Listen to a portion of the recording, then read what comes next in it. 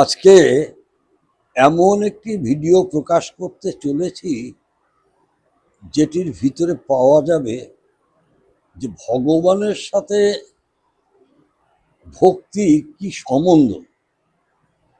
কুরুক্ষেত্রের যুদ্ধ সমাপ্ত। এখন কুরুক্ষেত্রের যুদ্ধে রথের সারথি হলেন কৃষ্ণ, যোদ্ধা অর্জুন। তা যুদ্ধ যখন সমাপ্ত সেই সময় অর্জুন বলছে, সখা, এত রক্তপাত, এত হতাহত আমার ভালো লাগছে না, একটু গঙ্গা স্নান করে আসি। এখন সখা, সে তো রথের সারথি, ঠিক আছে চলো গঙ্গা স্নানে তোমাকে করিয়ে নিয়ে আসি। আসলেন, এসে গঙ্গার একটু দূরে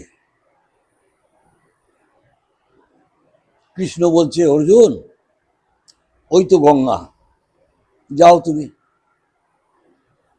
আমি একটু ঘুরে আসি। কৃষ্ণ কি করলেন না, রথের থেকে নেমে গাছের আবডালে চলে গেলেন। এমন সময় অর্জুন দেখছে চারজন বেয়ারা একটি শবদেহ নিয়ে আসছে, আর পিছনে দুইজন আছে, তারা খড়ি কাঠ বহন করে আনছে। সেই চারজন শবদেহটা নিয়ে এসে যখন গঙ্গার তীরে রেখেছে, বলছে তাই তো, আগুন কই, আগুন তো আনা হয়নি। আর এমন সময় দেখছে ক্ষুধার্ত দুটো কুকুর সেখানে রয়েছে। তা আগুন যখন নাই, আগুন তাহলে আনতে হবে।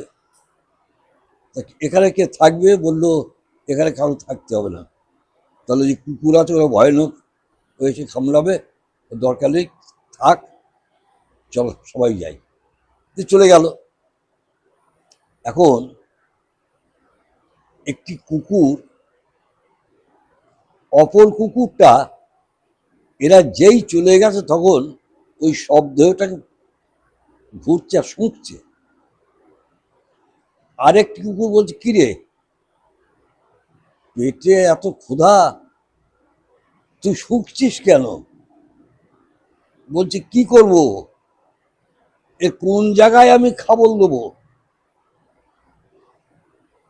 এত দুর্গন্ধ, আমি তো খাবার দেওয়ার জায়গা পাচ্ছি না।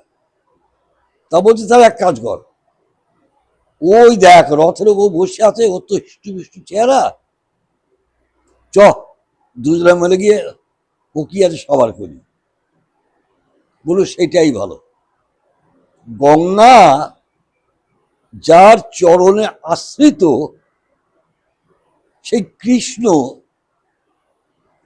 তাকে সে চিনতে পারল না, বলে কিনা, সখা আমাকে একটু গঙ্গা স্নান করিয়ে দিয়ে। অর্জুন যখন এই কথা শুনলেন তখন বুঝতে পারলেন ঠিক সেই সময় সখা কৃষ্ণ বৃক্ষর পিছন থেকে আস্তে আস্তে এসে, তখন অর্জুন বলছে, সখা এটা তোমার কোন লীলা? সখা তখন বলছে, অর্জুন এখন তোমাকে আমি কি বলবো, তোমাকে তো আমার কিছু বলার নাই। বললো, না সখা, আমি এখান থেকে শিক্ষা পেয়েছি, তার কারণ আমার বুঝার অনেক বাকি আছে। শুধু এইখানেই সমাপ্ত নয়, যখন পাণ্ডবদেরকে অক্ষত অবস্থায় রেখে যুদ্ধ সমাপ্তর পর যখন দ্বারকায় ফিরে গেলেন, যুধিষ্ঠির বললেন, অর্জুন অনেকদিন হয়ে গেল, যাও একটু সখার খবরটা নিয়ে এসো। সেই দিন অর্জুন যখন সখার খবর আনতে গেল, সেই দ্বারকাকে গিয়ে অর্জুন শুনল সখার নাই, সখা স্বস্থানে প্রস্থান করেছে। অর্জুন তখন কি করবেন? নয়নে বাড়ির বাঁধ আর আটকে রাখতে পারল না। অঝরে নয়নের বাড়ি বরিশন হচ্ছে আর ভাবছে, আমি কি মূর্খের মতো কাজ করলাম। স্বয়ং ভগবান আমার সাথে এত সাথ দিল, আমি সেই ভগবানকে চিনতে পারলাম না। নিতাই গৌর হরি বল, নিতাই গৌর হরি বল। ভগবানকে চেনা যায় না, কারণ অহংকার ভিতরে যদি কারো থাকে, এই অহংকার হচ্ছে সর্বনাশের মূল। তাই বলি শুধু ভক্তগণ, সমস্ত কিছু ছেড়ে দিয়ে হৃদয় মন্দিরটাকে অহংকার শূন্য করতে হবে, হিংসাকে দূরীভূত করতে হবে, লোভকে সম্বরণ করতে হবে, তবেই হওয়া যাবে একমাত্র কৃষ্ণ ভক্ত। নিতাই গৌর হরি বল, নিতাই গৌর হরি বল।